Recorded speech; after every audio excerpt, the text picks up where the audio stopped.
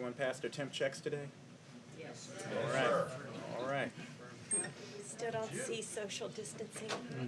Hey guys, can you get layer? Just layer. We're just layering.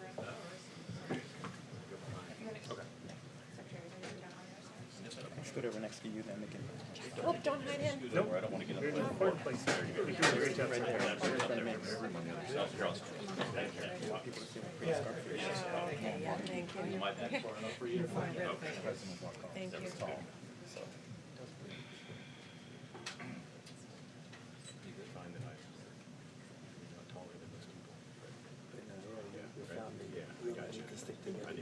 You'll feel good. Good afternoon, Mr. President. Vice President. Beautiful day outside, and I think we have some great things to talk about. I'll start. This is an NBC News special report. Here's Kate Snow. Good day. We're coming on the air with another update on the coronavirus pandemic from the White House. Let's listen in to the president. For starters, they've lowered the Fed rate from what it was, which was 1 to 1.25, and it's been lowered down to 0 to 0.25 or 0.25. So it's 0 to 0.25. That's a big difference. It's quite a bit, about a point. And in addition, very importantly, the Federal Reserve is going to be purchasing $500 billion of treasuries and $200 billion of mortgage-backed securities, and that number can increase. But they're going to start with that, and that's really good news. It's really great for our country.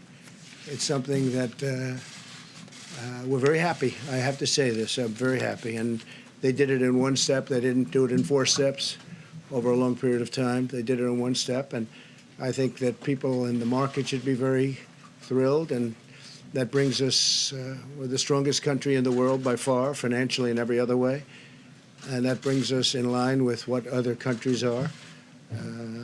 They actually have negative rates, but look, we got it down to potentially 0, so that's a big step, and I'm very happy they did it, and you will not hear anything bad about me unless it's about a month or 2 from now.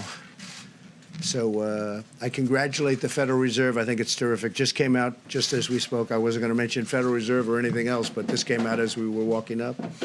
I want to thank the people at Google and Google Communications because, as you know, they substantiated what I said on Friday. The head of Google, who's a great gentleman, called us and he apologized. I don't know where the press got their fake news, but they got it someplace. But as you know, this is from Google. They put out a release, and you guys can figure it out yourselves and how that got out. And I'm sure you'll apologize. But it would be great if we could really give the news correctly. It would be so wonderful. I just had a phone call with very impressive people, the biggest in the world of stores and groceries and all. And I'll give you the names. Dave Clark, Whole Foods. Mark Clow, CEO of Campbell's Soup Company. Brian Cornell, CEO of Target. Randy Edeker, Chairman and CEO, President of Hy-Vee. Jeff Hamerning, CEO of General Mills, great company. Kevin Huracan, President and CEO of Cisco. Craig Jelinek, CEO of Costco. Todd Jones, CEO of Publix Supermarkets. Donnie King, Tyson Foods. David McLennan, Chairman and CEO of Cargill. Rodney McMullen, CEO, Chairman of Kroger, big company. Doug McMillan, CEO of Walmart. He's been fantastic. Doug was here, as you know, on Friday, and he watched the market go up 2,000 points. On Friday, it went up 2,000, almost 2,000 points. Todd Vaso, CEO of Dollar General Corporation, and Vivek Sankaran, President and CEO of Albertsons. So these are all phenomenal companies. These are great companies. We had a long conversation with them, and they've they're going to work 24 hours round the clock, keeping their stores stocked. I would like to say that people shouldn't go out and buy. We're going to all be great. We're going to be so good. We're going to do what's happened with the Fed is phenomenal news. What's happening with all of these incredible companies is phenomenal news. But you don't have to buy so much. Take it easy. Just relax. People are going in and they're buying more. I remember, I guess during the conversation, Doug of Walmart said that they're buying more than they buy at Christmas. Relax. We're doing great. It all will pass. The folks that we spoke to, they've done a fantastic job. They're going to meet the needs of the public. They're going round the clock if they have to, and they're committed to the communities where they're serving and which they serve so beautifully and have for a long time. And they're buying a lot of additional things to sell. But again, they actually have asked me to say, could you buy a little bit less, please? I thought I'd never hear that from a retailer. All of them are working hand in hand with the federal government as well as the state and local leaders to ensure food and essentials are constantly available. And they'll do it. There's no shortages. We have no shortages other than people are buying anywhere from 3 to 5 times what they would normally buy. It's going to be there for a long time. We're doing numbers, and there's a pent-up demand that's incredible. When this passes, when this goes through, you're going to see numbers, I predict.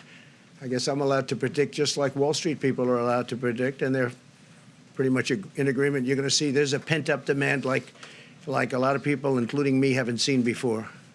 But this has to get through.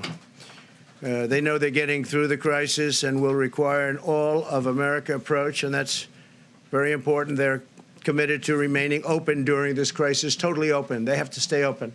Those stores have to stay open. They supply our country.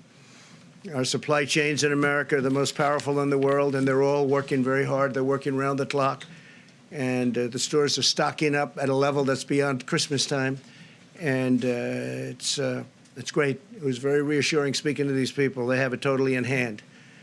There's no need for anybody in the country to hoard essential food supplies. They said to me, could you please tell them, just go and buy, enjoy it, have a nice dinner, relax, because there's plenty. But you don't have to buy the quantities because it's hard to refill the stores on a basis as rapid as they're refilling them. And we are using the full power of the federal government to defeat the coronavirus, and we will do whatever it takes, and we're doing, I think, really, really well. A lot of good things are going to happen. I want to thank all of the people standing behind me. You know, these are phenomenal people, and we have some of them right over here. But the people behind me have been working round the clock, and they're doing an incredible job. We see what's happening. We see what's going on in other countries. We're looking we're learning from watching other countries, frankly. There's a very contagious virus. It's incredible, but it's something that we have tremendous control of. I think very important to young people, people of good health, and groups of people just are not strongly affected.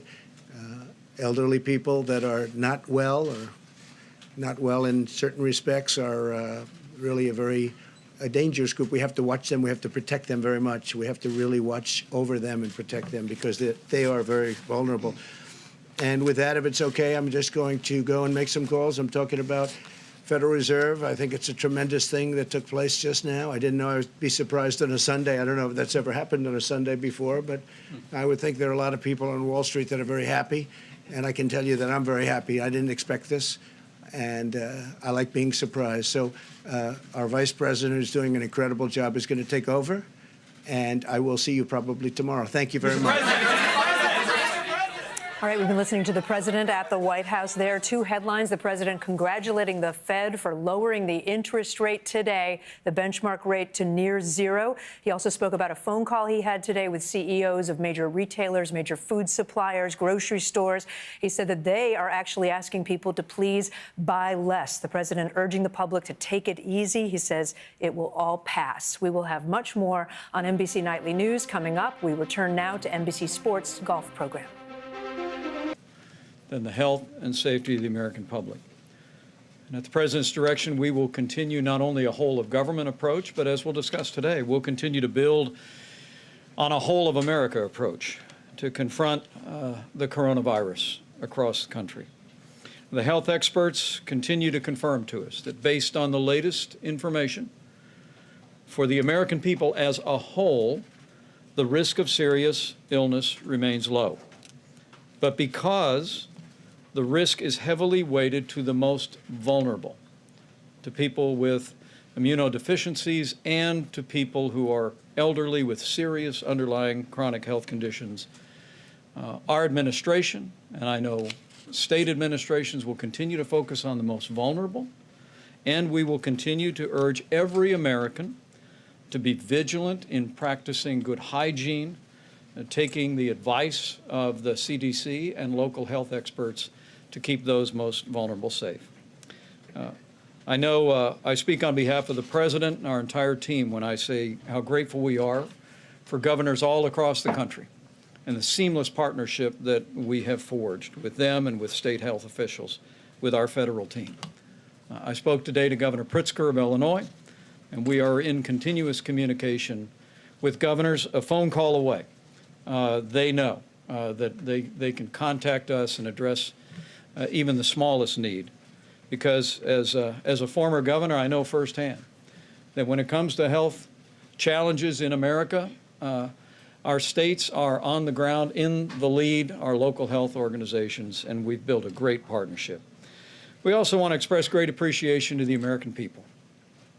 Not surprisingly, it is inspiring to see the way tens of millions of Americans are responding with compassion, with common sense, and we want to express particular gratitude to communities of faith that participated in today's National Day of Prayer.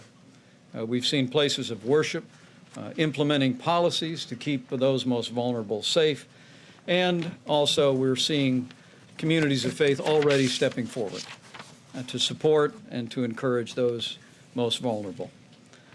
I heard tell of a church back in Indiana that's actually no longer having services till April 10th, but in the meantime, they'll be offering daycare to the children of healthcare workers in central Indiana.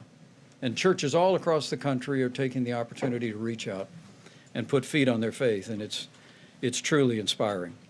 As the President mentioned today, he spoke today to leaders in the grocery store industry and where people buy our food, and we heard and we're reminded that America has the most efficient and effective supply chain in the world, and it's working just fine.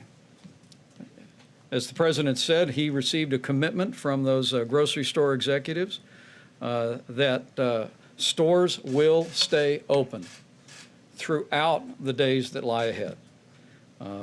We were told that hours may be reduced to allow for cleaning and to resupply, but American families can be confident your local grocery store is going to be open, it's going to be well supplied, and they specifically asked us to encourage Americans just buy your weekly needs in grocery, because the grocery stores will remain open. Also, very movingly, those same executives all reiterated their commitment to continue to support local food banks in the way that our grocers continue to do around America. Tomorrow, President and I will be briefing all the nation's governors, states and territories, and the District of Columbia. We'll be speaking about the progress that we're making, and we'll be speaking to them specifically about our widening partnership on expanding testing to the American people. So allow me to speak to that issue, and then I'm going to recognize Admiral Brett Couillard, who will describe for us the excellent work the Public Health Service is doing. Dr. Birx will describe the importance of the new national public-private partnership for diagnostic testing that is going to open the door to thousands of more tests in real time for the American people in the days ahead.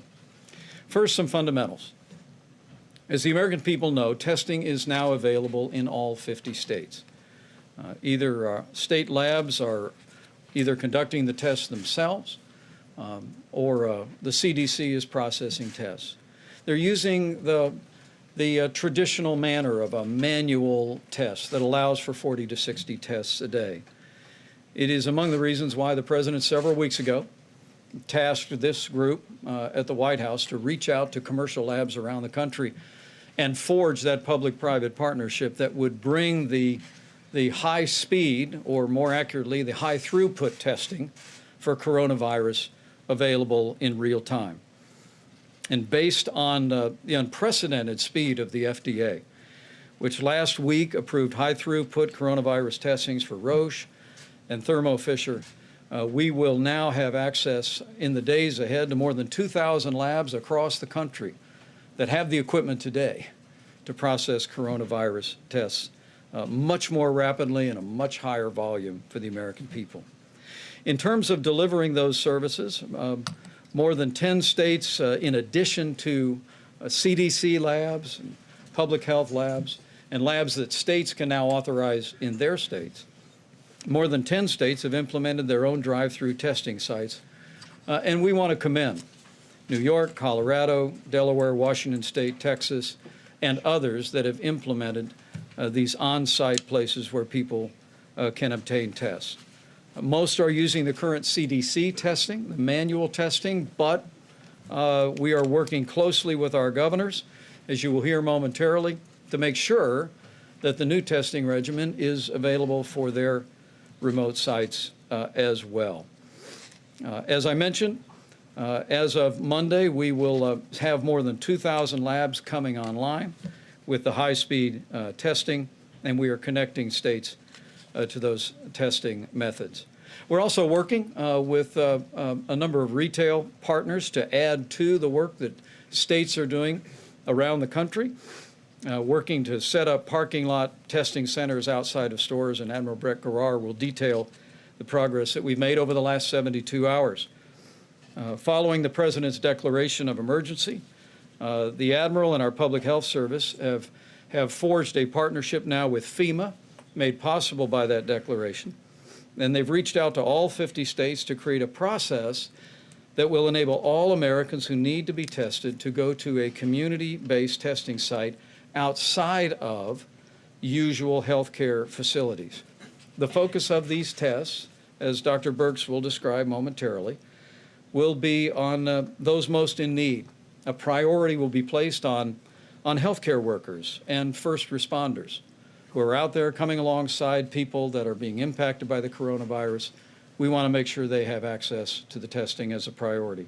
And then Americans 65 or over with a cough or a fever or other symptoms will be prioritized over other tests that are extended. As I mentioned, Admiral Garrar will describe the progress that we've made in just a few moments, but we're going to continue to work very diligently, hour by hour, day by day in the days ahead, to expand testing around the country and access to this extraordinary and unprecedented national public-private partnership for diagnostic testing. With regard to testing, as we expand testing, we're so pleased that Congress joined with our administration to make sure that cost is never going to be a barrier to anyone getting a coronavirus test. As you recall, several weeks ago, the President directed a change in our Medicare and Medicaid programs to ensure that coronavirus testing was included.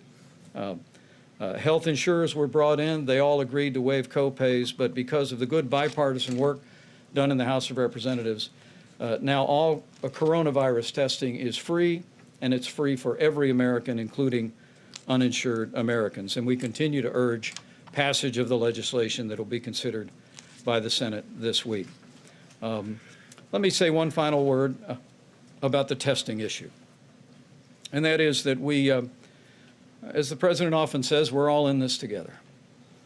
And it's absolutely important that as we expand testing resources across the country, beginning by prioritizing the areas that CDC and our state leadership tell us are most important, it's important that the tests are available for people that are most in need, and for our healthcare workers and first responders that are helping them and supporting them.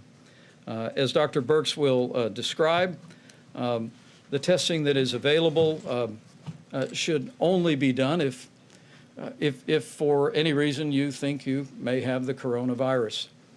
We encourage people to consult their doctor, and if you're symptom-free, we encourage you work with us to make sure the testing is available for people that are experiencing symptoms. It's extremely important that we have the continuing cooperation of every American as we expand testing and make it available during this challenging time in the life of our nation.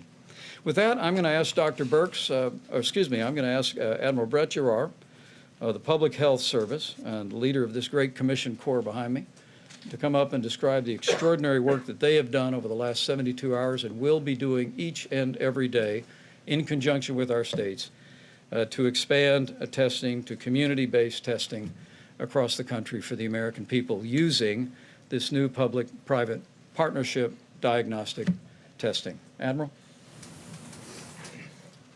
Thank you, Mr. Vice President, and thank you for your personal interest and support of our team over the last 72 hours as we worked on this critically important project. So as the Vice President said, over the past 72 hours, we have developed and are beginning to implement now a process and a program of testing that will enable Americans who are in need of coronavirus testing to be tested effectively and efficiently according to a few principles. Number one, we want to assure that those most vulnerable and those impacted are able to be prioritized. Number two, we don't want to do testing that in any way threatens the acute care system. In other words, we don't want people going to hospitals and acute care clinics where, number one, they could infect other people or subject themselves to infections.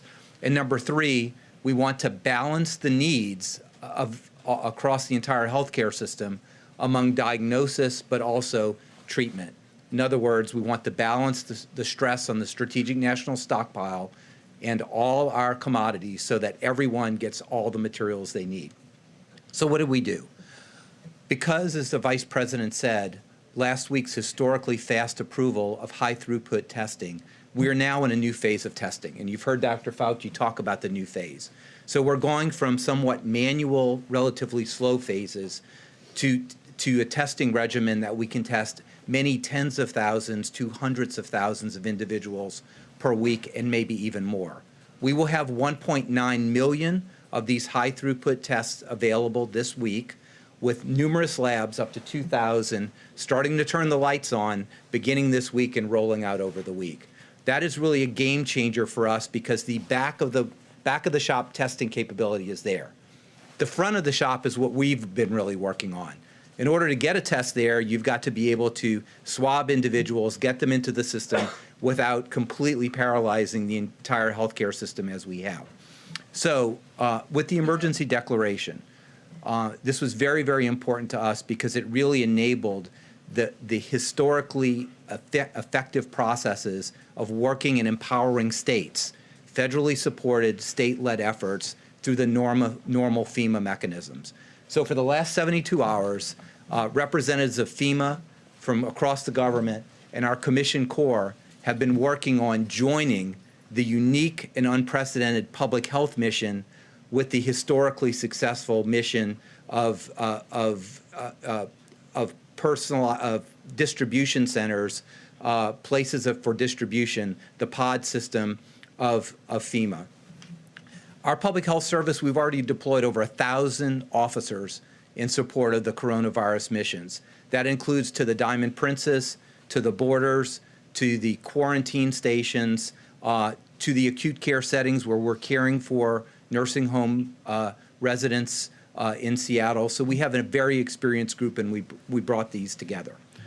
So what we've really designed and how we're working with the states, we have contacted all 50 states through the FEMA system, every single region, every single state, to understand where they are. As the Vice President said, some states are rolling out some of their own community-based testing. They need to be augmented. We believe we've created a model based on the public health and the FEMA system that is optimized, that can be used for drive-through or potentially walk-through. Each of these pod-based units, we believe, can screen 2,000 to 4,000 individuals a day for testing with all the appropriate personal protective gear, all the appropriate back end and linkage to the public health system, including testing. We know that we have the logistics to do that. We know we have the materials to do that. And again, this is federally supported, state-led efforts. Many states need the full meal deal.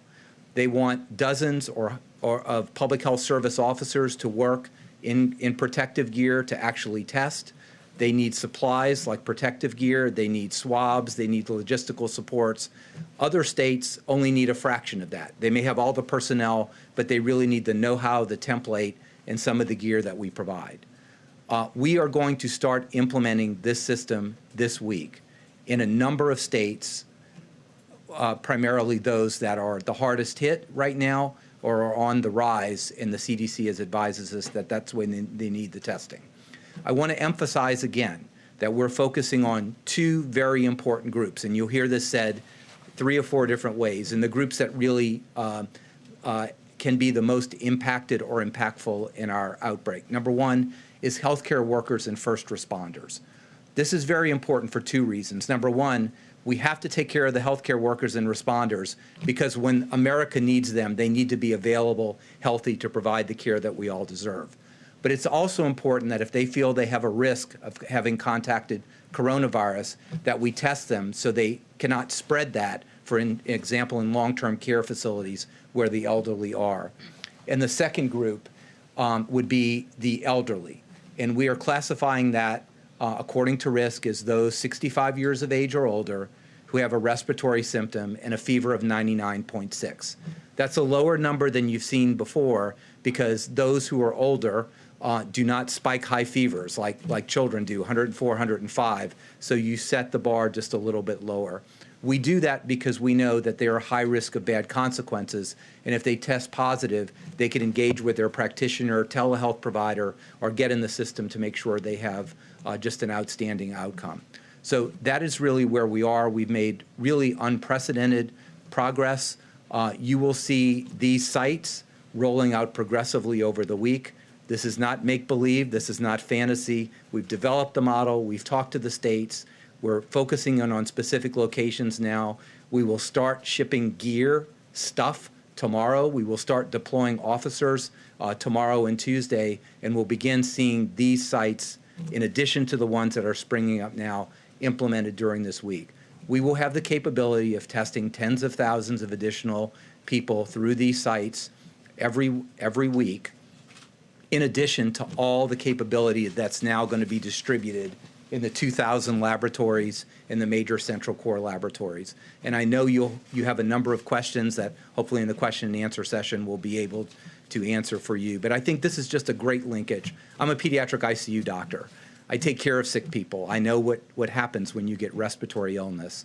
The Surgeon General is an anesthesiologist who takes care of people who have respiratory difficulties and manages that. So we know how this works. We've been there.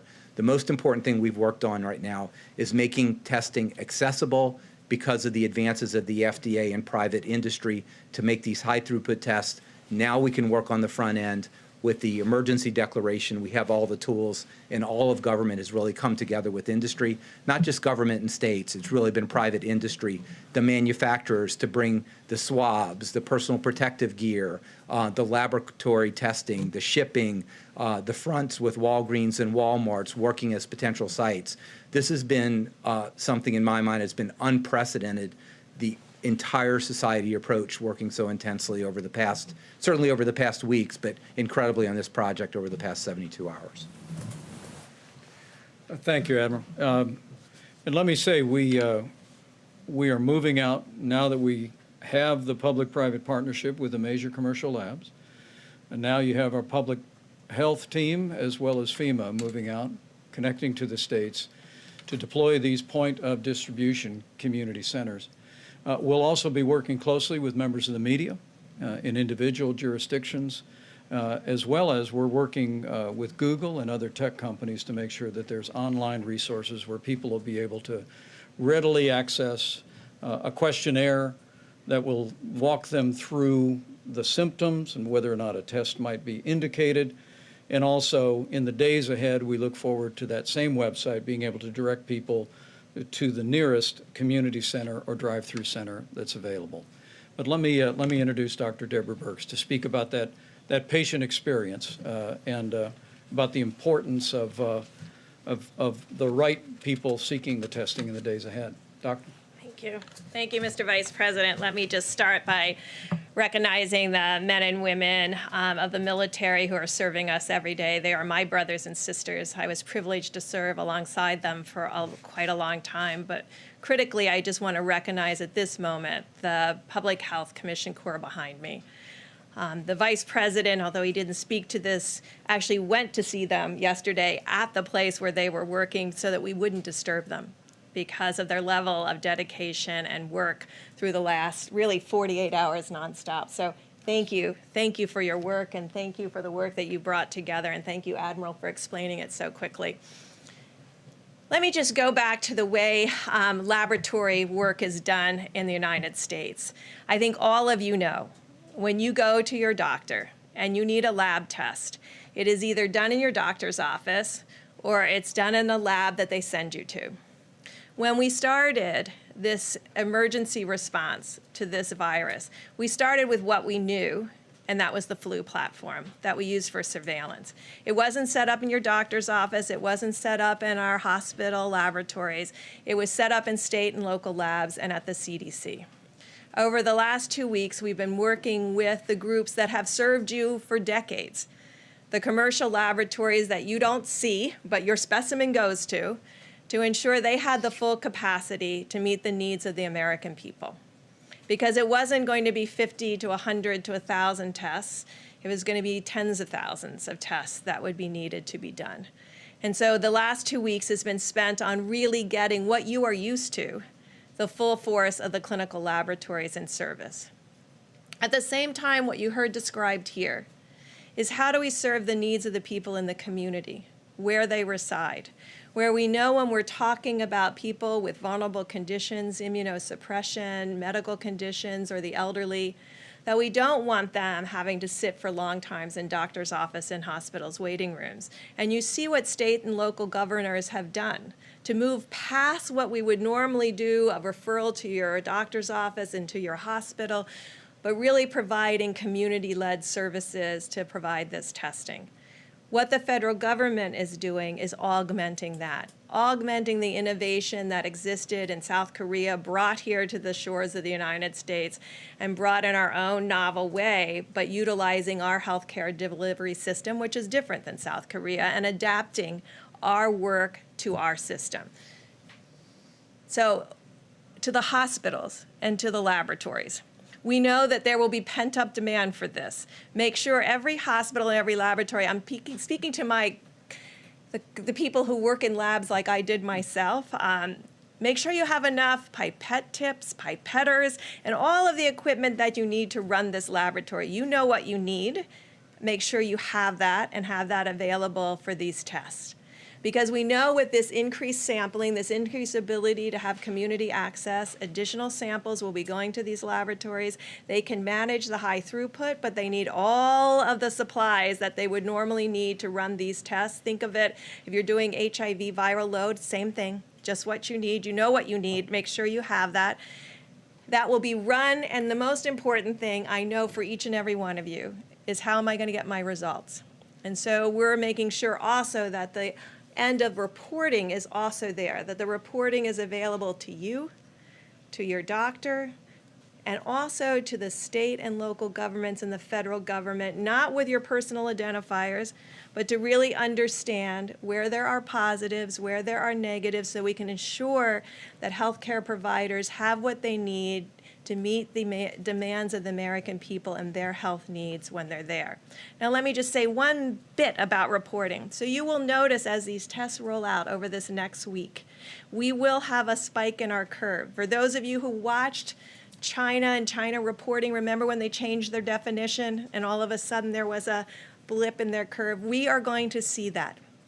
We are going to see a spike as more and more people have access. And I want to finish by again reminding people how important it is. I know everybody's going to want to go to these drive-thrus, but if we could prioritize, like we have asked you to prioritize the care of every person with a pre-existing condition and immunosuppression and the elderly with existing conditions, we've asked you to prioritize them, and we ask you to prioritize them in the lines. so that our first responders and our healthcare providers and everybody who has difficulty to get to doctors' offices can utilize this system while we bring all the other traditional systems that you are used to and have availability for you online over the next few days and weeks. So thank you for constantly reminding us how important it's a response of all of America for Americans. All of America for Americans. It's a privilege to be part of this solution and be part of this team. And again, I want to close by recognizing the Commission Corps. They have spent, I'm not sure they had anything but pizza to eat for the last 2 days, but we appreciate greatly. Donuts. All right, don't follow their guidance. Dr. Fauci. Thank you, Mr. Vice President. I'll be very brief. I just want to say, listening to the description of Admiral Giroir, I'm very pleased to see how things have evolved. I think we could describe this as entering into a new phase in the testing space available here in the United States. You've heard me on many of these briefings talk about the multifaceted armamentarium that we have to address the crisis of what the world is seeing and the challenge that we're seeing right here in the United States. I mean, obviously, the travel restrictions have been, in my mind, a very, very positive way that we have prevented more of the input from outside in that would seat us and make our job more difficult. And then we have, as I've mentioned, the containment and the mitigation from within. You're going to be hearing more about advanced guidelines about that, more precise instructions of how we can implement this mitigation within the community. But now that we have a situation that is going to be rolled out, and remember, I want to emphasize what was just said. We're not going to go from here to there overnight. It's going to be a gradual ratcheting up that I believe is going to happen quickly, so that then we can start talking about things and put behind us the multiple understandable questions about testing and move on to see how we can make this multifaceted approach really work for us. Because as I've said many times, and I'll repeat it, the worst is yet ahead for us. It is how we respond to that challenge that's going to determine what the ultimate endpoint is going to be. We have a very, very critical point now. If you look at the curves that I've described multiple times, this window that we're in is going to be very important for us to stay ahead of this curve. Thank you. Thank you, Dr. Stay close. Questions? Mr. Vice President, we've seen a number of communities across the country that are starting to either close restaurants, some are even doing curfews. Do you envision this happening kind of nationwide, where you'll see some rules come into effect saying, you know, we don't want people out at places that are not essentially a Walmart or a grocery store or some kind of a testing center? And then also, I would be curious to see, we've also heard so many from travelers today that were coming back from these airports, people that were flying back, they were so concerned. I'm sure the Secretary will address it, but these folks that are wondering now, did they catch it because they were stuck waiting in line for hours and hours at customs? Your thoughts on that, sir? Well, we will have updated guidelines tomorrow morning for you that are being vetted now with CDC and all of our top healthcare experts. But what I would just recommend to the American people is to review those federal guidelines and know that we'll also respect and defer to decisions that are made by governors, by state health departments about what's best for that community. What my health care team, some of the best people in the world, tell me very regularly is that it's very important that you follow the data, you make decisions based on the circumstances that are taking place in that community. And but we'll have more broad-based recommendations for the American public tomorrow.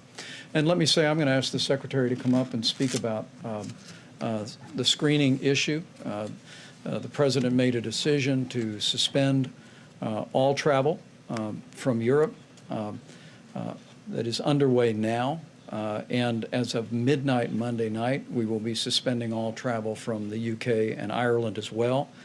But Americans may come home, but out of an abundance of caution, we are engaging in healthcare screenings at 13 different airports around the country. We're working diligently in that regard to put the safety of the American public first, and we're asking returning Americans to self-quarantine for 14 days if they've been in those countries. In Europe, and as of Monday, the UK and Ireland that are being impacted by the coronavirus. But the Secretary and I spoke this morning. I spoke with Governor Pritzker and Senator Richard Durbin of Illinois this morning about some challenges at O'Hare Airport. I'm going to let the Secretary speak to how we are addressing those going forward. Mr. Secretary. Well, yesterday we began processing, again, the travel restrictions from passengers from the Schengen area, which totaled more than 40,000 passengers yesterday. So to give you an idea, in one day, we processed over half of the total number of individuals we have processed medical screening since February 2nd. So that is an enormous challenge that we have placed on our officers and contract medical staff at airports, and they are stepping up.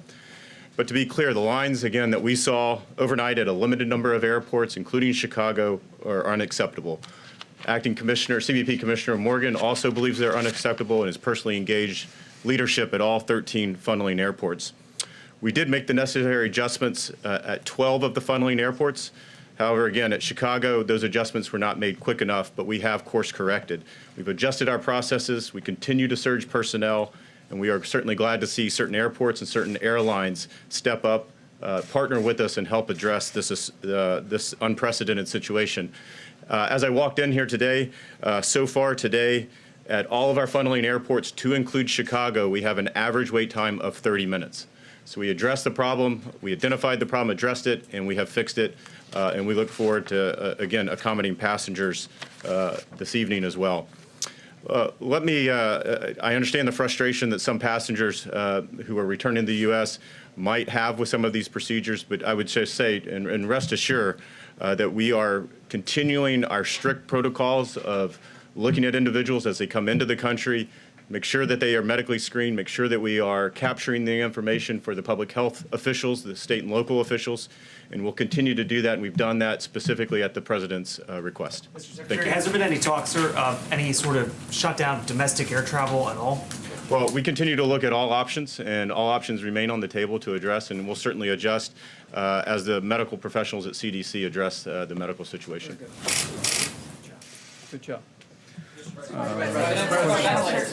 Mr. Vice President, Dr. Fauci this morning said that the federal government should do whatever it takes to increase Americans' social distancing and encourage that practice. He didn't rule out the possibility of a national lockdown. If Americans don't take those steps on their own, is that something that the federal government is prepared to do? And secondly, I'd also like to know, the president, we just heard him say Americans should relax. Why aren't we hearing more from him about what Americans can do as they are seeing this huge impact on their daily lives, whether it's at airports or at restaurants or other places around the country? Well, everything that the White House Coronavirus Task Force does is at the direction of the President of the United States. All the efforts of all federal agencies in cooperation with state governments and local health officials is reflective of the decisive leadership the President has brought this early on. It's important to remember that the President on January 31st suspended all travel from China. I said to Dr. Fauci, who I'll call up to address your other question in a moment, I said to Dr. Fauci today, as we look at Europe now being the epicenter of the coronavirus, that I asked him if we had not suspended all travel from China, what our circumstance would be, and he essentially said, we'd be where Europe is today. And the President also took the actions with regard to Europe and recently expanded those. So the American people can be confident that President Trump is going to continue to act without hesitation on the advice of our healthcare professionals to put the health and safety of the American people first. But with regard to the statement that you made, I'm going to let Dr. Fauci address that as well. Yeah, I meant everything I said this morning on the shows, that really, to protect the American people, we'll consider anything and everything on the table. You're going to see some advanced and updated guidelines tomorrow that are going to address some, but not all, of the questions and concerns. But on a day-by-day basis, we look at this, and literally, we will do everything that we can to make sure we safeguard the health and the well-being of the American people. and that means everything and anything we'll consider. For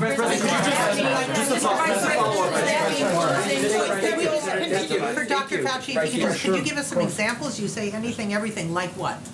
Like Like what Europe is doing? No bars, no restaurants? that could be, absolutely. I mean, that could be. But if new guidance is coming tomorrow, can you give us a more concrete Yeah, idea right now? You must know what it is. What I don't want to do is I don't want to, jump ahead of the guidance.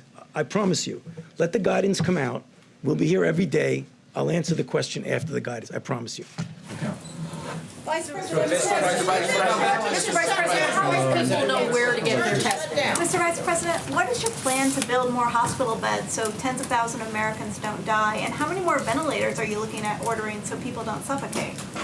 Well, let me let the Secretary step up. I know that there's a long-term planning that takes place at HHS for those circumstances. And when I traveled to HHS yesterday, we reviewed all the numbers about stockpiles, everything from masks to ventilators to gowns. Mr. Secretary, you might just speak about capacity issues. And let me say, it's a very good question on your part. Right now, our focus as the White House Coronavirus Task Force is to have widespread testing across the country using this new partnership with our commercial labs that the President has forged, and work with states to make those tests available. We're also going to continue to work every single day to promote best practices for mitigation, working closely with and supporting state governments for decisions that they're making on mitigation to prevent the spread. But the whole issue of personal protective equipment and supplies and the capacity of our healthcare system is in the forefront of what we're talking about every day, and the Secretary can address it. Thank you very much. First, being here at the podium, I just want to especially talk about the people in blue behind me. These are the leaders of the United States Public Health Service Commission Corps that I am incredibly privileged to lead, over 3,000 of them, America's public health warriors. Whether it's going into the Eastern Congo or Western Africa to fight Ebola, or if it's staffing the nursing home in Kirkland, being on the World Health Organization team in China, or helping to facilitate community-based testing, these are America's public health heroes. And they rarely, in fact, I doubt that there has ever been a time in American history where the leadership of the Public Health Service Commission Corps has had the privilege of standing here on this stage behind the President and Vice President of the United States, and just wanted to commend that. In terms of our capacities in our healthcare system, any pandemic like this runs the risk of exceeding our healthcare system capacity. And we must acknowledge that. That is precisely why the President and Vice President's strategy is, as Dr. Fauci has repeatedly spoke, to delay and flatten the curve. The point of this is, instead of a spike of the curve, to delay and flatten that curve with the hope that you can keep the utilization of resources to be within the healthcare system's capacities. In addition to that, the entire point of our pandemic planning over the last 15 years has been to put extra flex into our healthcare system. That's why we have hospital preparedness grants that we fund every year through our preparedness program. That's why we have in our strategic national stockpile ventilators, field hospital units like MASH units, if you'll remember those, that have capacity for hundreds of individuals. In terms of supplies, obviously this is an unprecedented challenge, unprecedented. And so we will work to increase the supplies of personal protective equipment, of ventilators, of field medical unit hospitals that we can deploy. We have tremendous supplies, but we want to acquire more. And that's thanks to the bipartisan work of Congress funding the emergency supplemental that gives us the money to scale up production here and abroad, and we're doing that. We don't disclose concrete numbers on particular items for national security purposes, but we have many ventilators, thousands and thousands of ventilators in our system. We have received so far only, I think, one request for just several ventilators.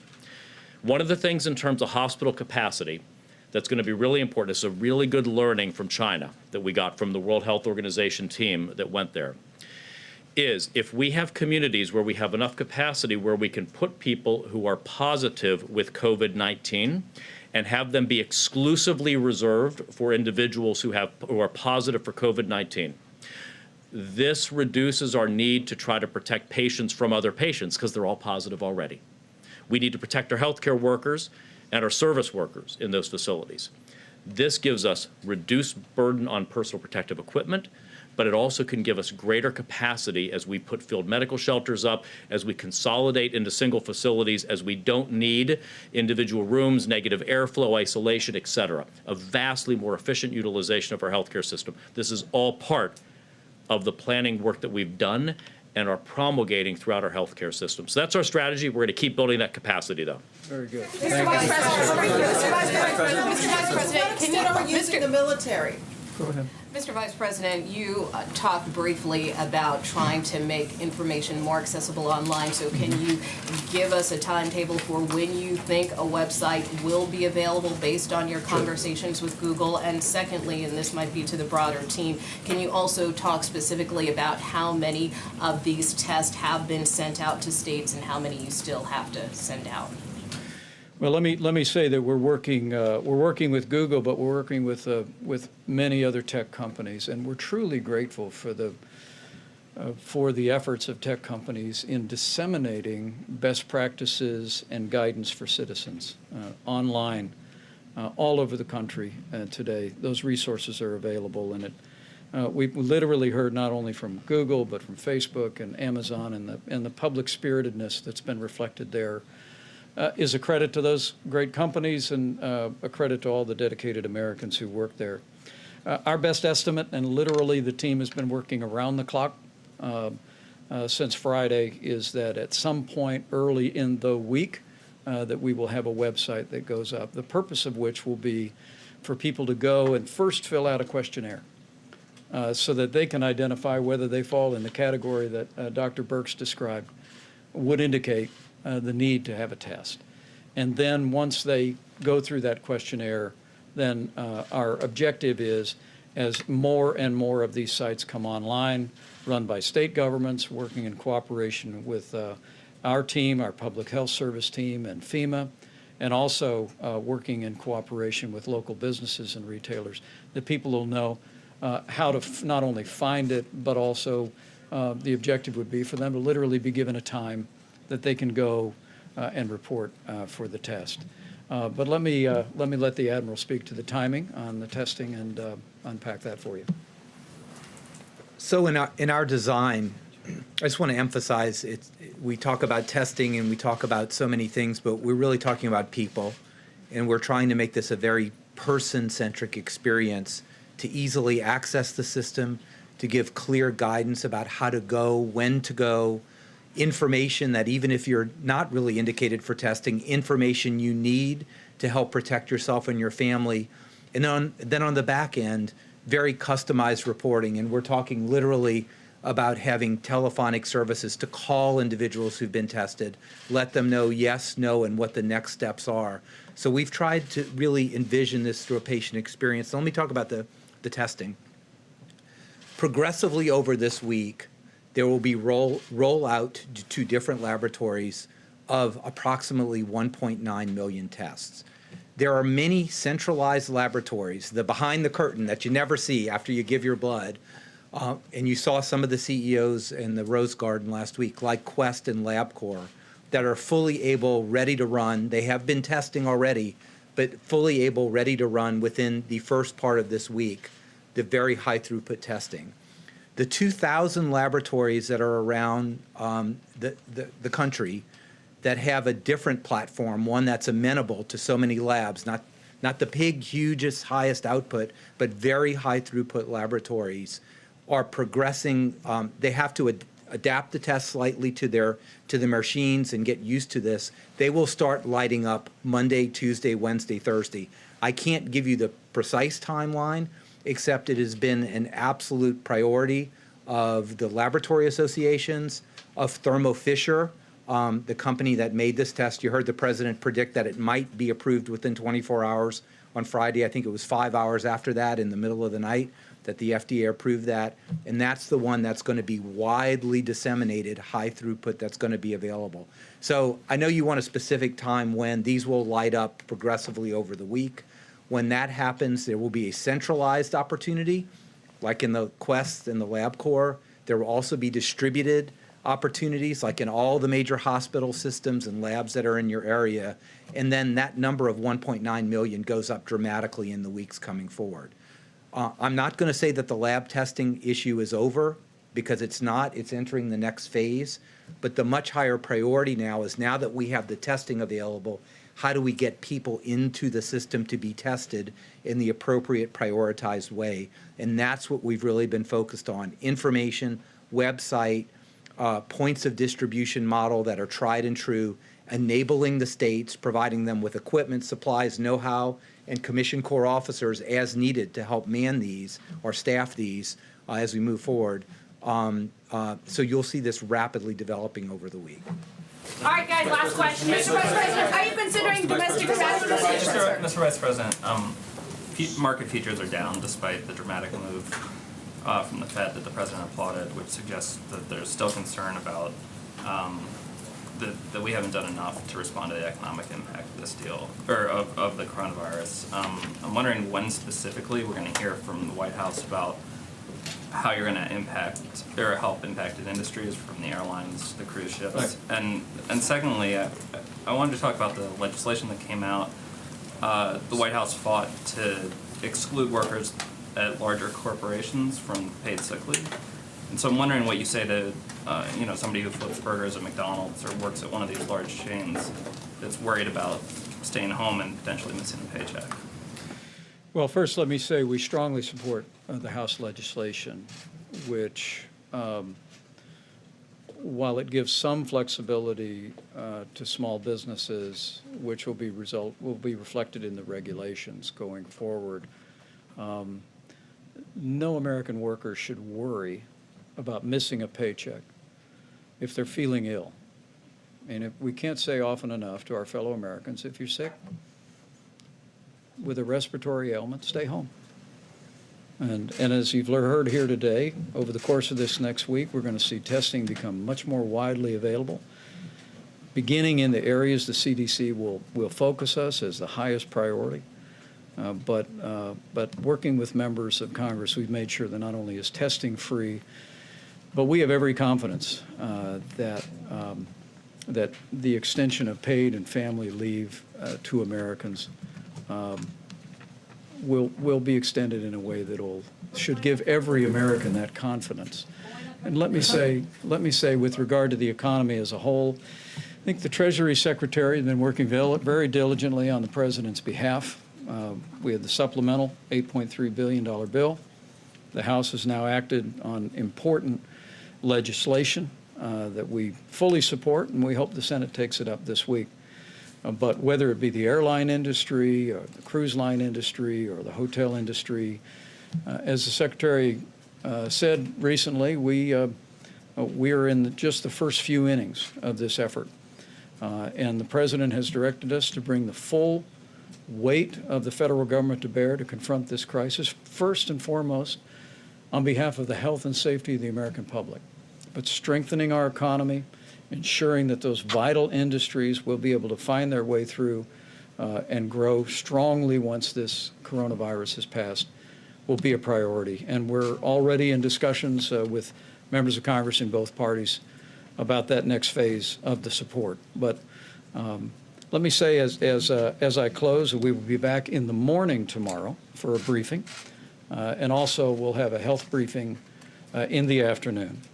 But again, I know I speak on behalf of the President when I say how grateful we are for all the governors in the country, for all the local health officials, everyone that's coming alongside Americans. We encourage every American to continue to use best practices and common sense, even if you're not in a high-risk category, as the vast majority of Americans are. Remember those people around you who may well be. Remember those seniors with underlying health conditions. It's the reason why you need to keep washing your hands. You need to keep practicing good hygiene. cleaning those counters and surfaces to make sure that we don't convey the coronavirus to them.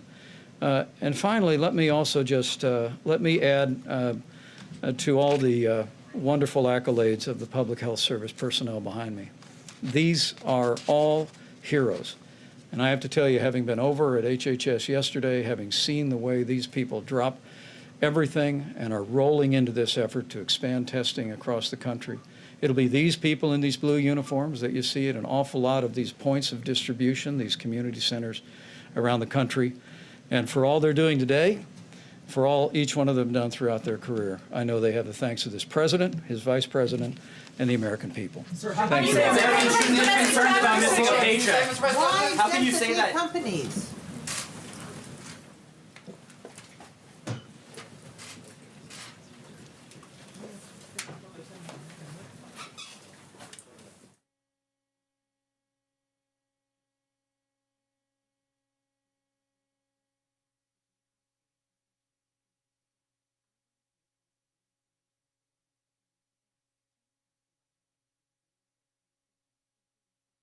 Infectious disease expert is calling for. He wants a 14-day national shutdown.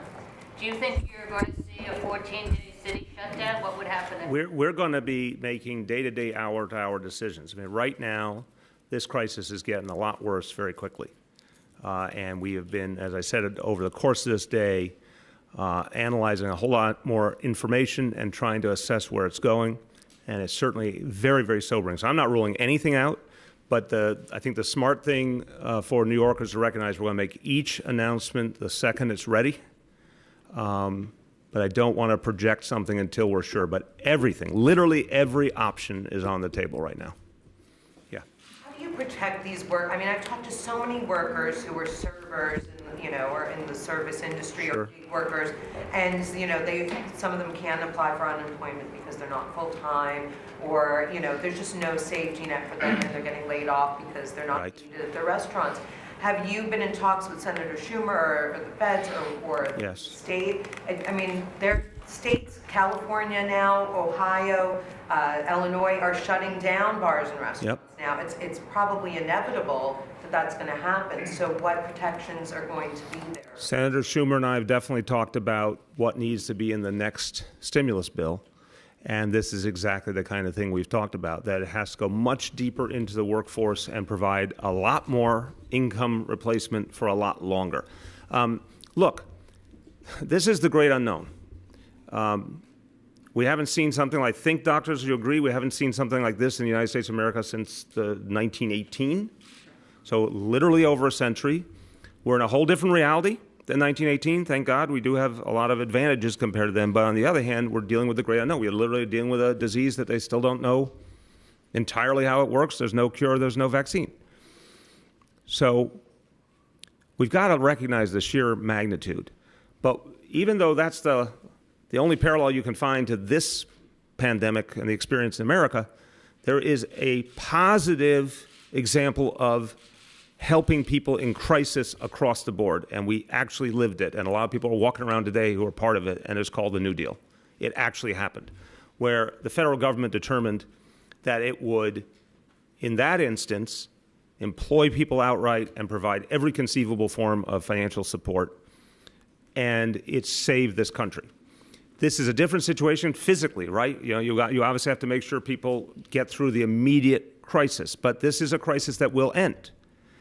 One of the things we talked about today is the fact that over time, this disease will reach its high point and then will start to recede. It will end. But the financial, the economic, the human impact has only just begun, and it will go long past the point where we say the immediate crisis with the disease is over.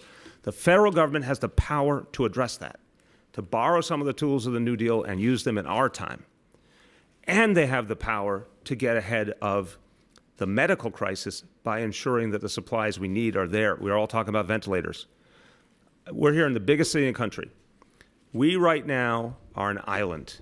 If we don't get help from the federal government to get those ventilators that we need going forward, we will simply run out. Right now we have a strong supply, and we're looking for any more we can get. But there's going to be a point where if we don't get help from the federal government, if we don't get help from the military, we will simply run out. there's still time to fix that. Yeah. Two questions. The first is for Chancellor Carranza. Can you describe what this will look like? Teachers, will they be teaching from home? Are kids expected to be in front of a computer, normal school hours? Are they going to get grades? Are attendance going to be taken? You got it. How much will it be like regular school? It's not going to be like regular school. I mean, that's impossible to create those conditions again, which is why I said it's going to look different in different places with different teachers, different subject areas, different grade levels, etc. What we want to be able to do is provide as much flexibility for our teachers and for our students to continue to be engaged intellectually over the course of however long this is going to last. I would ask people to think about what happens in the summer. And there's a term that we use called summer slide, where you're not actively engaged and you start, you start regressing a little bit on your skill set. No one would ever say that summer school is exactly like the traditional school year. But what it does is it prevents that summer slide. What we're trying to say is instead of saying we're not going to be in session for 4 weeks and figure it out, do what you got to do, we want to be able to provide resources and support. And our teachers are still working. They're just not working in the building, and provide the infrastructure so teachers can continue to connect with students. Students can continue to connect with teachers. I would not be surprised. All the details about what's that going to look like will become much more clear after we have our teachers kind of weigh in with us. And for Dr. Barbeau, you believe that it's only theoretical that there could be asymptomatic transmission. Dr. Birx of the White House said, I'll read a quote, "We don't want to say that the risk is low. We don't know how low the numbers are for people who are asymptomatic." So can you reconcile, what you believe with what she said yesterday? Yeah, I believe what I said was that it is theoretically possible for someone who's asymptomatic to shed the virus, but they're not accounting for the explosion that we're seeing. It's the symptomatic people that are accounting for the spread, not just in the city, but worldwide. Bars and restaurants, at last count there were something like 27,000 restaurants in New York City. How much enforcement do you realistically expect can get done here? And as an addendum, why isn't the NYPD helping with that? Oh, they will. This is literally, so this is a policy that came out Thursday with initial applicability date of Friday with explicit decision to educate and warn for the first 24 hours. And now enforcement will begin in earnest. NYPD will absolutely be a part of it. It's a huge task. Now, I think there are a lot of bar and restaurant owners and employees who have gotten the memo here because they see what we're all seeing nonstop, who are not taking it lightly. I have definitely heard reports of bars and restaurants that have spaced out their tables and are doing the right thing. I think there are others that have simply closed because they didn't think they could keep going. I believe as enforcement ramps up and word spreads that it's serious, that will help lock things down further. But again, we have bigger decisions to make soon. But I don't think it's one way or another. I think there's some places that are going to try not to do it, but there's a lot of places I think take it seriously. I have two questions. One is about the ferries. Observers are saying that the ferries are not being cleaned as strictly or as often. You mean Staten Island or you mean NYC Ferry? NYC ferries. We'll find out. Also, are you guys going to ramp up service since there is like an outdoor option on a ferry rather than being in a confined space like a subway or bus? An excellent question. On the first one, I'll check the cleaning schedule. I know EDC takes this very seriously and they're very efficient. On the second one, it's a very good point. And obviously the weather is supporting us now. I mean, we're literally on the verge of formal spring and it's getting warmer. But I don't have an answer for you at this hour. It's something we can come back to you on. The second question I have is Cuomo this morning was talking about state hopping. If we close stores in one state, people will come to New York from New Jersey and vice versa. So Hoboken has enacted a curfew from 10 p.m. till 5 a.m. Are we worried at all that a lot of those people seeking libation will just come over? Thirsty Hobokeners, is that the category? Yeah. I don't know. I think right now we are going through such an intense, fast transformation. I think a lot of people are recognizing the dangers, and so I don't expect people traveling long distances I expect a lot of people to get their libations and go home. But that's just, me thinking common sense. I think it becomes an interesting question as this all develops. But right now, I'm not sure that those actions are going to have a big impact on us. Everything is on the table. Curfew is one of the emergency powers I have under the state of emergency. We have not made that decision, but everything's on the table. Mayor, one quick question, then a follow-up. With respect to the schools and the teachers going in to learn this new learning platform, some have already messaged us and said, is there a way for us to learn virtually ourselves, this virtual platform, so we're not exposed to other people? Just how would you address those concerns? It's a fair concern, but I think the reality is not as well as they need to. I mean, we've been talking about this. It's a very fair question. We obviously worked it through. This is a battlefield condition. We're asking people in 3 days to prepare to teach in an entirely different manner. I think in terms of the sheer efficacy and putting materials in their hand and one thing and another, we're going to be in much better shape coming into the building. But of course, we're going to distance people and be respectful of that need. And there's no kids there, so it's a very different environment. And anyone who's sick, of course, should not come. Going forward, we'll do our best to keep updating virtually, but I think it's just an honest reality to teach people, many of whom will be the first time they've done it. It's hard to do all of that virtually. And Richard, I'm just trying to summarize from our conversation, right? Go ahead. Question is, you were the mayor after Sandy, but you were the mayor during Ebola. Obviously, the idea of an infectious disease or virus in this city is not a new one. Right. Was there not a plan in place ahead of time to say, okay, if we were in a situation like this, how do we shut down the schools to address the understandable concerns you've raised over the last week or so, which is lunches and then healthcare or essential workers not having them? There's OEM, and the Office of Emergency Management, for a living does that kind of planning. Each agency has their version of that planning. But you have to be honest about the fact that it's very theoretical until you deal with the real thing. In the last weeks, all of that planning has advanced intensely in each agency. We would not be able to tell you that on Monday, March 23rd, we are going to have distance learning for 1 million kids if a lot of work had not been done already. We wouldn't be able to tell you we are going to be able to do, tomorrow morning grab-and-go meals, breakfast and lunch, if work had not been done. The same with the ability to set up alternative learning sites by Monday the 23rd for the essential workers kids. So there's a lot of planning. There's also a lot of concern that all of these things are so different than what we normally do. It will take time to get it to be as good as we want it to be, and it will never be as good as everyone being in a classroom. That's just the truth. Mayor, can you describe your conversations with 1199 and what prompted the change of your position to close schools? Of my? What prompted your choice to close schools? Well, those are two very different topics. Let me start with the bigger one.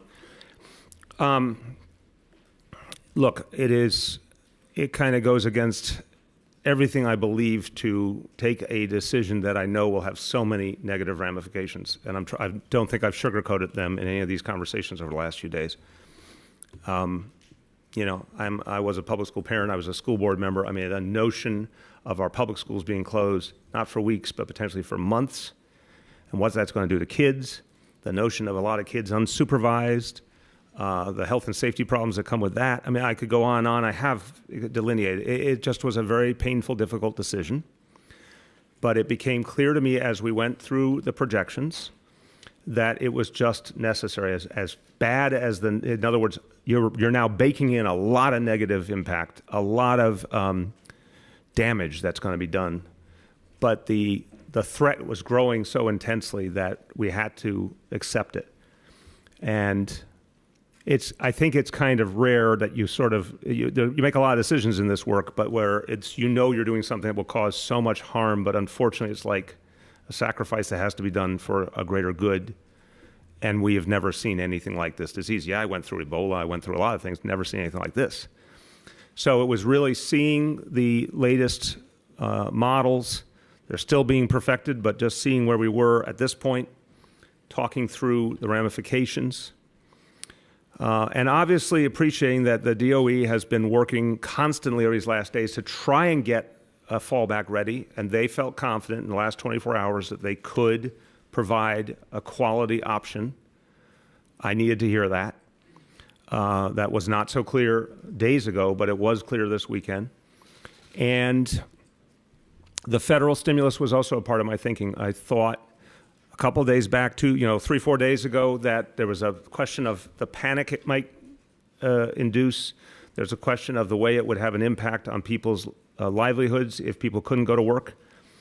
But that now has changed. I mean, so many people increasingly can't go to work anyway, and there's finally some federal support coming in and some safety net being built. So that gave me at least a little solace that we had some more room to maneuver. Vis-a-vis 1199, I mean, it's a union I think very, very highly of, work closely with over decades. We are depending on their members. They're crucial to the battle ahead. They're the healthcare workers that will keep our hospitals, clinics going. A few days ago, they were tremendously worried about no school for their kids. And then I think they looked at other factors and they came back and said they had changed their minds. They have every right to that, but that was not part of the decision. The decision was based on all the other things I said. Did influence your No, I respect them. I spoke with George Gresham. I really respect him. But no, this was many, many layers and many, many other factors that were really about 1 million kids and their families. That's how the decision was made. Okay, we're almost done. Let me see if there's anything else. Go ahead. One of you guys done? Oh, Mayor, 22 foster care and other social service organizations sent you a letter expressing concern about mandatory face-to-face visits and ratios and things that they worry go against the rules and compromise people's health. What kind of guidance are you giving them, and what should they all be doing? It's a very fair question, and this is exactly the next level of things we're going to start to deal with. Some of the questions that come up here, our correction system, social services, youth programs. We're going to start one by one dealing with each of those. Yeah, someone, I can't even remember which day is which anymore, Andrew. I think you'll forgive me, but I think it was Friday someone called in to WNYC about in-person interviews for food stamps or for public assistance. We want to try and weed out everything we can weed out. Anything that doesn't have to be in person, really urgently, we don't want to put people in that situation, and we got to move quickly. On the other hand, we have to get people support. So on that previous question about the food stamps and public assistance, we can't see that collapse. The foster kids are depending on us. We have to make sure we have a way of supporting them. But doing as many things virtually as possible, streamlining, as little gathering as possible. That's what we're going to be working on. I just want to really get some clarity, because I don't have it, and I don't think the folks at home have it. What don't you have? No, my mom doesn't. You're talking about the disease or the clarity? Not symptomatic. Yep. I get you're saying don't go to work if you can possibly not go to work. But what about all the other stuff? Having dinner with people, going to a restaurant. If you're not symptomatic. You're not symptomatic. Okay. You still stay home besides not. So I'm going to start, and I'll let the healthcare professionals jump in. I'm a human being. I respect that doctors have the perspective, the sort of pure medical perspective. It's just like the question earlier, what are teenagers going to do? I know what teenagers are going to do. I had teenagers. I know I was a teenager, A lot of adults want to follow the best practice. Right. And so what I'm saying is, of course, we want people to just continue to reduce what they do out in the world to as little as possible. If they don't need to go to work, don't go to work. If you don't need to go out and go to events or gatherings or need to go to a restaurant, the less the better. On the other hand, I'm trying to be real, and again, the doctors can come in and be tougher, but I'm trying to be real about the fact that some people, maybe seeing that long-lost friend or relative is so important to them, even if it's brief. I don't want to suggest we're at the point of saying literally no one can go outside. We may say that very, very soon. I think we're saying avoid anything unnecessary. Just be really judicious about it, especially if you're sick, stay home, and if someone else is sick, don't go near them. So I'm not telling you can never do anything fun. I am telling people, reduce everything you can reduce. Now, again, doctors, if you want to bring down the hammer, go ahead. I think we've been clear, and thank you for the opportunity to make it even clearer, that there isn't a situation where there is zero risk. Unless someone is going to be hermetically sealing themselves in their apartment, given that we have community-wide transmission, there's no place that's going to be zero risk. What we want New Yorkers to do is to be smart, to be vigilant and to be diligent about the recommendations that we've made, which include consistent, thorough hand washing. If you're not near a water source, to use alcohol-based hand sanitizer. You know, there can't be a press conference that goes by that I don't say that. She literally does not know how to say hand sanitizer without saying alcohol-based in front of it. And that on top of that, you know, covering your mouth and your nose when you cough or sneeze, that you need to be vigilant about developing symptoms such as fever and a cough, fever and shortness of breath, and that all of these preventive measures in and of themselves, doing them in isolation, isn't going to provide the maximal support, that all of these interventions together, layered on top of one of each other, are intended to not only help individuals lower their risk, but also lower the risk to their neighbors, to their families, to their communities. And so, you know, this drastic step that we're taking in terms of closing the schools is sort of the ultimate in terms of that preventive measure. You said this morning you were not yet at the point of saying you want to shut down completely everything non-essential. Since then, you're shutting down the schools. Since then, a lot of elected officials are starting to say you should make that move. Can you say what's your thinking at this moment? We are. So I respect anyone who calls for anything, and I'd say to them, try being the person who has to make the decision and be accountable to 8.6 million people to get it right. The human ramification of each decision is being factored in very carefully, the viability of each decision, you know, the sort of big distance between theory and practice, trying to make sure what we decide is real and viable. We had to, in the last 24 hours, really get all of us into a point where we were certain, based on the numbers, based on projections, based on other countries' experience, that we needed to take these very radical steps right now. We're taking them instantly. There's definitely more coming, but we have to account for each. For example, in the decision on schools, and I've been plaguing people throughout the week on this, all those other factors that I've talked about, all those negatives that come with closing of schools, I have been asking everyone to answer those as best they can and show me how they can mitigate at least some of the impact.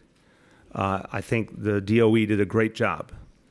I think that between Monday and now, people like Chancellor Carranza and our Chief Operating Officer, Ursulina Ramirez, you know, they have not slept much, and they have been forcing everyone to figure out alternatives in a whole new way. So it's really been a mobilization, if you will.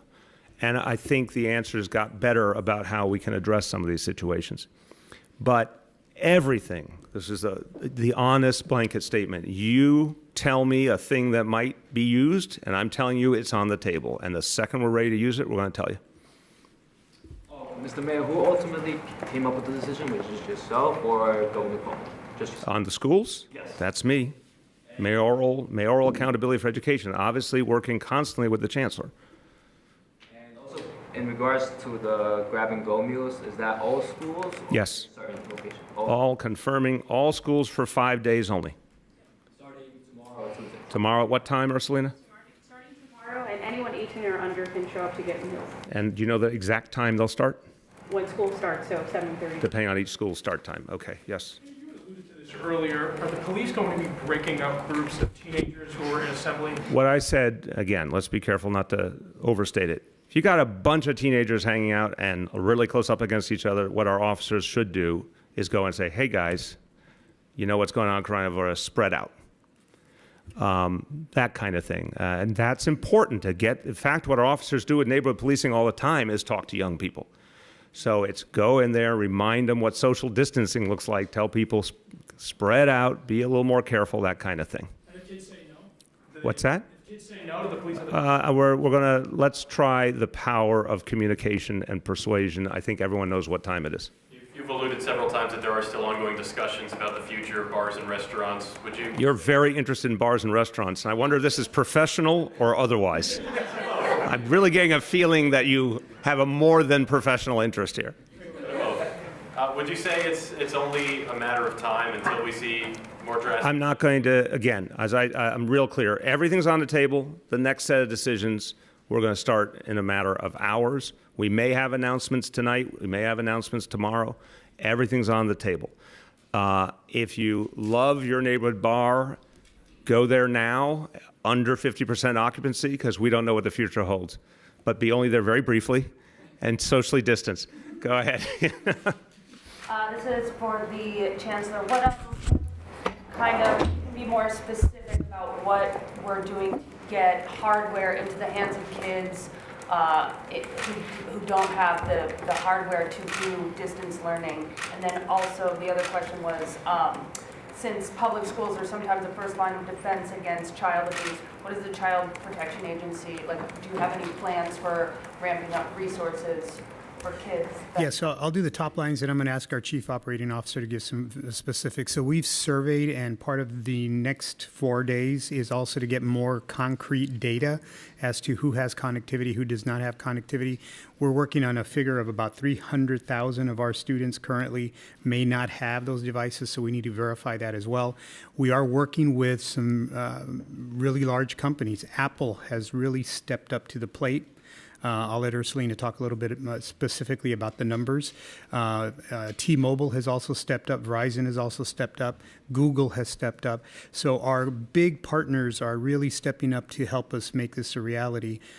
In regards to the second question, absolutely. I'm working very closely with my fellow commissioners. We're in a whole different environment now. So we're working very closely about how do we continue to monitor, how do we continue to have a pulse, what are the escalation protocols. We'll have more details as we solidify those as well. But I'm going to ask our Chief Operating Officer to give a little more specificity on the device and connectivity question. Thank you so much, sir.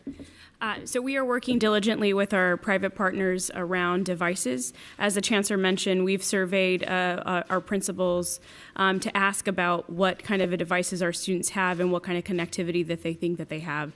So as the Chancellor mentioned, we're working with Apple to supply 300,000 iPads to our students, and we will be working on a distribution method for over the next week. We are also working, as he mentioned, with T-Mobile to make sure that those devices are activated and students can use internet on those. In addition, we're working with other partners, as he mentioned, Verizon, Spectrum, and a host of people who have really stepped up to want to support our students, so I thank them for that. So you'll be hearing more from us over the next week around how we're going to be distributing those devices and what our expectations are for the devices. They're not gifting it to us, though. We're paying. We are purchasing the devices, the Apple devices, but obviously they're working with us on reasonable costs for the system. So I also want to just want to add to what Ms. Ramirez just said. So obviously we're purchasing them. We're not giving them away. So they're being assigned to students to use. Obviously, they belong to the Department of Education, but we want students to have the devices that they need. And sir, if you don't mind, because you've said we all wear the same uniform during this particular situation, I want to thank and give a shout out to our comptroller, Scott Stringer, who moved heaven and earth to allow us to be able to purchase these in record time. And it's that kind of cooperation that makes a real-time response possible. We still got a question over here. We'll do a few more, and then we're done, because we got a lot more to work on tonight. You had a question about child welfare. I did. How are we making sure that the children facing abuse are safe, as far as if we're reducing the number of face-to-face visits and things like that, and if we don't have kids going in schools, like how are we handing out, is there a phone number, or how are we getting... There's usually, I've worked on these issues a lot over the years, there's a lot of different nexus points out in the community historically where there are adults watching out for that kind of problem. Obviously, police are watching out for that kind of problem, healthcare professionals, a whole host of, and obviously some of that will continue. I think you're right that there's less information flowing if schools are not in session, but we have to figure out if there's some kind of information we want to get out or some kind of special effort. The work of child protection is one of those critical elements of what we do. It's very similar to what police or fire do in my book. Different kind of work professionally, different kind of skills, but in terms of protecting people's lives. So we need that work to continue, but it will be a different approach going forward. Okay, a few more and I gotta get out of here. Hold on, dudes. I am pointing at people. Let it happen. Thank you, Mr. Mayor. I have a question for the Chancellor. I was hoping you can elaborate a little bit more on the language component. I know DOE has 9 top language Just what about parents whose language? Quick answers now. We have work to do. Yep. So I know DOE has 9 top languages, but what about parents whose languages don't fall within those? Yeah, so more guidance will be coming, more information. We're literally building the plane and flying it right now. So we do have a whole team that's translating materials, language translation. In and of itself, we take very seriously on our website as well. We'll update which languages it is as we go along. Yes.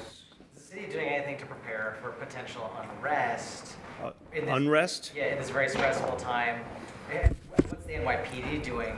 NYPD has that concept in its planning, I think, perennially. I don't see the context for that right now, but the point is that's the kind of thing NYPD is more than able to plan for in general. Yep.